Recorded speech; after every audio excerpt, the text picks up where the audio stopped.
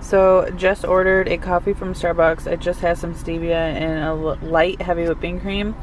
And I have my Omega Power Creamer Pumpkin Spice that I was so graciously sent by the company. Now I am recording this video in the past because this isn't technically out yet. So I'm not allowed to show it to you until it comes out, guys. So I'm just gonna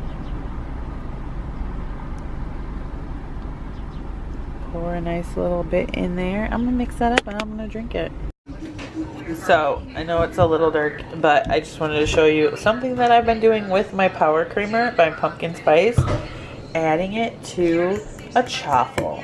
So this is just mozzarella cheese and an egg mixed with some Omega Power Creamer, the pumpkin spice flavor.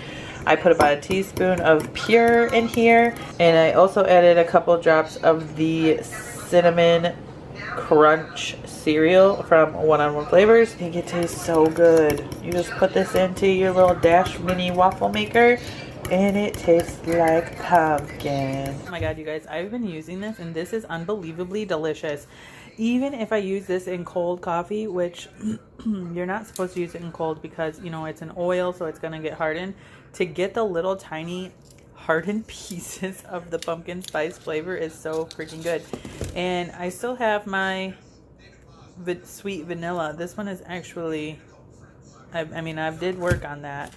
And you can see using this is so good. I just haven't been able to tell you guys about it yet because it's not released yet. So as soon as it gets released, I will be showing you guys that product. And then I just put a little bit of pumpkin pie spice right on top of it. That's so good.